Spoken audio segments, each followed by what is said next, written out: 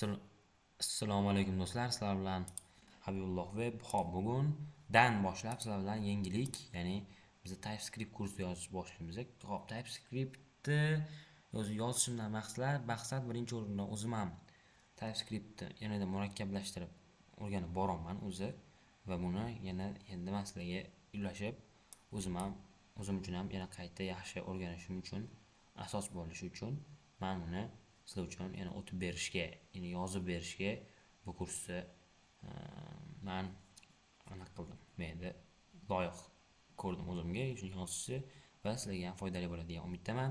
O'zi menda backend kurs davom etyapti, lekin yana men bu kursga ham davomiy boshladim. Ya'ni qattiqroq kirishmoqchiman.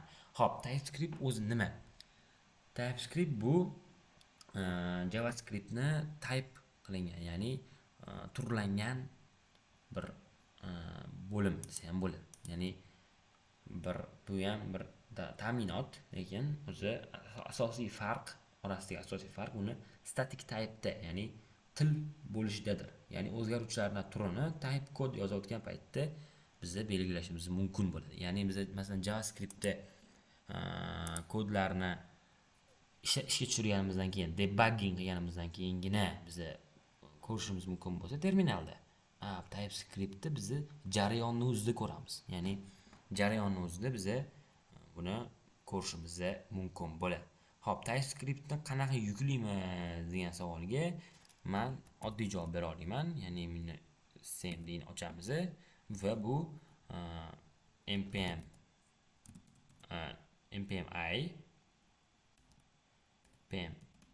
yo'masam bu npmi bo'ladi. O'zi npmi global bizda nima bo'ladi? Bundoq qilib test bo'lishi kerak. Adashmasam shunaqa bo'lishi kerak edi. Biz shunaqa qilib turib biz buni yuklab olamiz, yo'masam bizda bu o'zi prosta bu backend qurish uchun yo'masam yana boshqa bir o'zgartirish uchun bizda yordam beradi. Xo'p, men endi yana nimani gapiraman? Xuddi shu. Masalan, bizda bu jarayonda bilinadi. Jarayonda xatolarni biz ushlab olishimiz, ya'ni catch qilib olishimiz mumkin bo'ladi. Xo'p, men endi buni sekin-sekin boshlayman.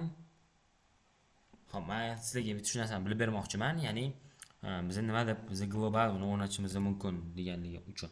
Xo'p, keling cmdni ochib olamizda, biz xuddi shu aytganimda npm install biz -g, ya'ni bu -g degani global degani TypeScript deyish mumkin bo'ladi. Mana shuni bossanglar biz sizlarda o'tadi bu. Xo'p, shu narsani aytib bermoqchi edim. O'rnatilganini tekshirish uchun npm v npm emas, ya'ni npm emas, bu yerda test v bo'ladi. Mana shu qilib biz uni type'ni tekshirib olishimiz mumkin va agar sizda yangi versiyasini ko'rsatadi, ya'ni bizda version, masalan men tekshirib ko'raman, keling, chunki menga o'rnatilgan bu. Mana desktop qilsak, mana bizda 5.8 versiyasi turibdi, ya'ni yangi versiyasi turibdi bizda shunaqa deb ko'rsatadi. Xo'p.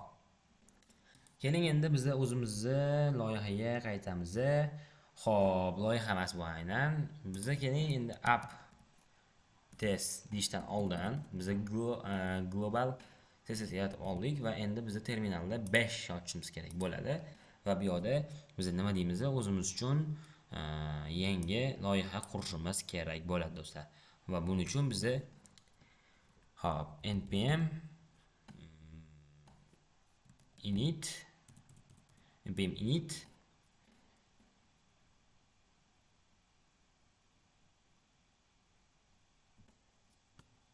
bize aytishimiz mumkin bo'ladiki npm init -e va npm install TypeScript deyishimiz mumkin, yo'masam npm test TypeScript devs qilishimiz mumkin, yo'masam npm test bundoq qilib init qilishimiz mumkin.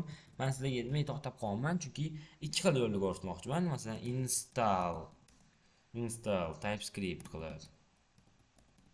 qilib mana buni save ham qilish mumkin. Buni loyiha ichida o'rnatish bu. Uni turini bilib olaylik. Mana u loyiha ichida o'rnatish xos ko'rsatganim. Biza test config JSON yaratishimiz uchun npm yoki bo'lmasam npx test init qilishimiz kerak bo'lar ekan. Hop, biz buni qilib olamiz. Mana bizda test config JSON yaratildi. Bu yerda bizda test ham chiqib keldi.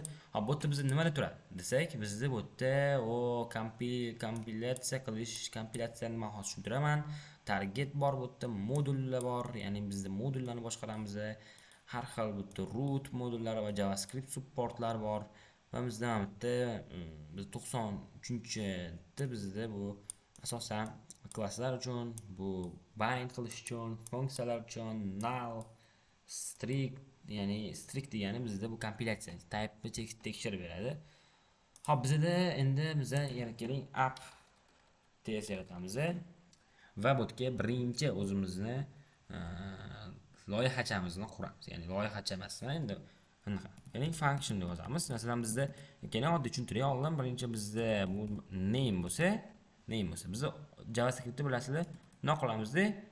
Nima qilib, nima yozib qo'ydiramiz, to'g'rimi? Biz buni bunaqa qila olmaymiz. Ya'ni biz bunda nima qilib, biz buni string berishimiz kerak bo'ladi. Keyin John Doe deb berishimiz kerak bo'ladi va biz buni let emas, keling, nima qilib const deylik. Const va name person name deylik. Ya'ni bizda narsa nima unaqa bo'lyapti. Biz shunaqa baland past qilib yozishimiz kerak bo'ladi TypeScriptda. Shunaqa qilib bizda xatolik bo'ladi. Agar biz qarang, nima qilib bizda hozir person qilib qo'ygan bo'lsam, nima qilib turadi? Name qilgan bo'lsa, bu nom juda qisqa yoki blok, ya'ni blok bunaqa narsalar. Men buni user ham qila olmayman hozir. User ham qila olmayman. User qila oldim. User qila olmasdim oldin va name qila olmayman. Shuning uchun men person qilib qo'yaman. Person qilib qo'yaman. Biz mana buni ma'lumoti nima ekan bizda? String. Ya'ni biz buni nima qilib qo'ya olmaymiz? Number qilib qo'ya olmaymiz, to'g'rimi? Number qilib qo'ya olmaymiz, chunki bu yerda John Doe'ni bundoq qilib qo'yganmiz. Xo'p, buni biz tushunib oldik. Endi biz funksiyalarda qanaqa ishlaydi?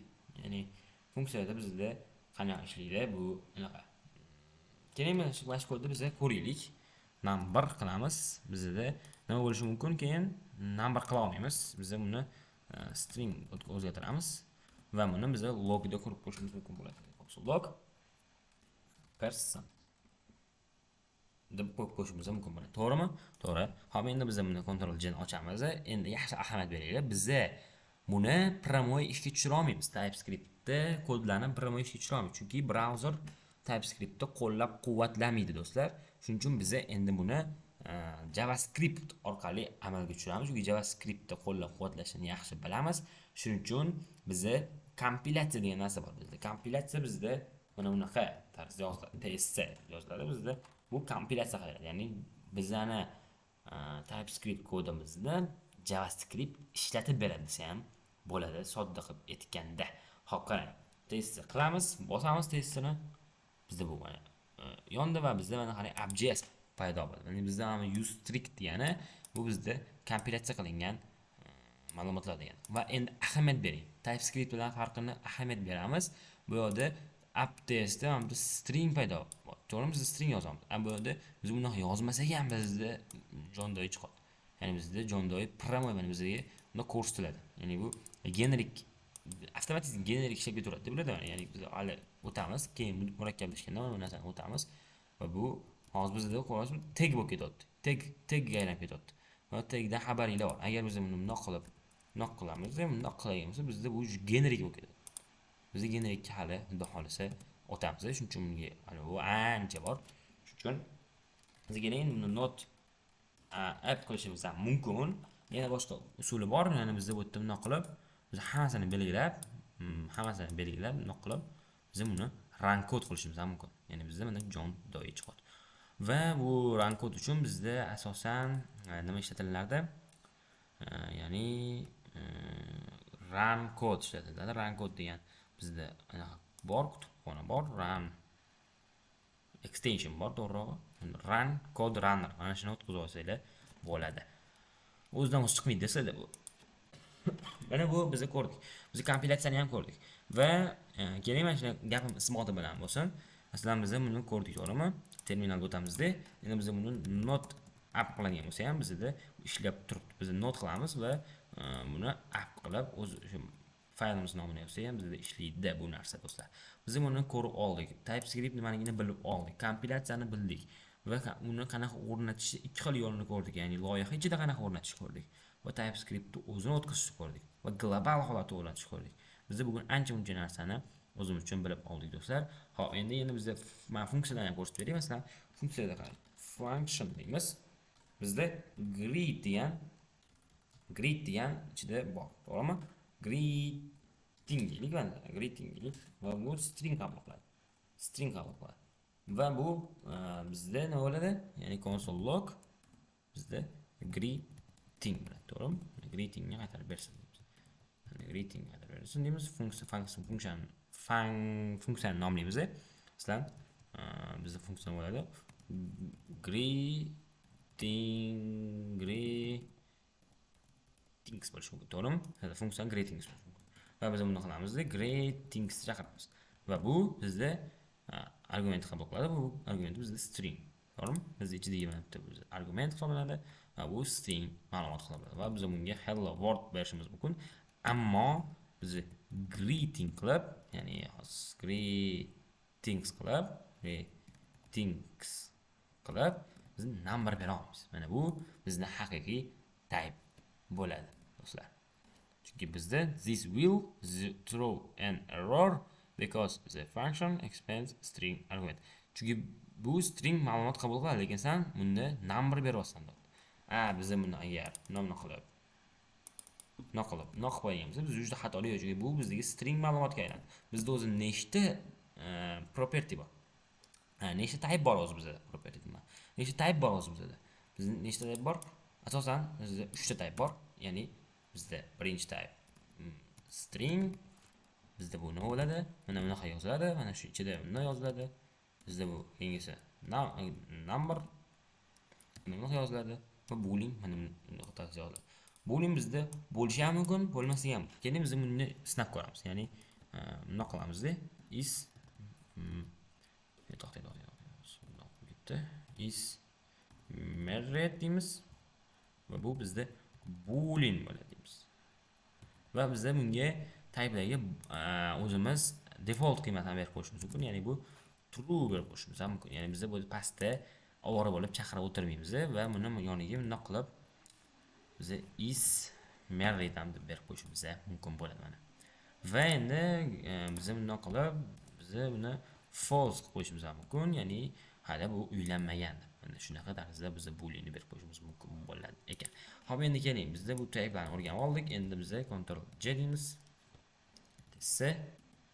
Not up deymiz. Mana bizda hello world chiqdi. Mana bu bizda ma'lumotdagi funksiyadagi ma'lumot, mana hello world va bizda bu false, ya'ni bizda is married bot. Keling, numberni ham ko'rsatib bering. Number bizda nima bo'ladi? Age olaylik va bu number bo'ladi. Bu numberga biz 1 2 3 berib qo'yamiz, to'g'rimi? Default qiymat. Va bizda mana bunga age berib qo'yamiz. Agar age bermasa bizda bu chiqazmasligi mumkin. Desa not up deymiz. Mana bizda mana hammasi biringidan chiqadi. Bugungi darsimizda qolgan narsalarni o'rgatib tashardim, chunki bu endi u yoqda bizga ko'p bo'lib ketadi. Shuning uchun keyingi darsimizda bizda asosiy type'larni o'sha o'rganishni boshlaymiz. Sekin array type o'rganamiz. Sekin o'rganishni boshlaymiz. Ya'ni biz obyektlarga qanaqa type berishni o'rganamiz. Keyingi darsimizda adashmasam obyektlarga type berishni o'rgansak kerak. Shunaqa gaplar do'stlar. Sog' bo'ling, omon bo'ling. Assalomu alaykum.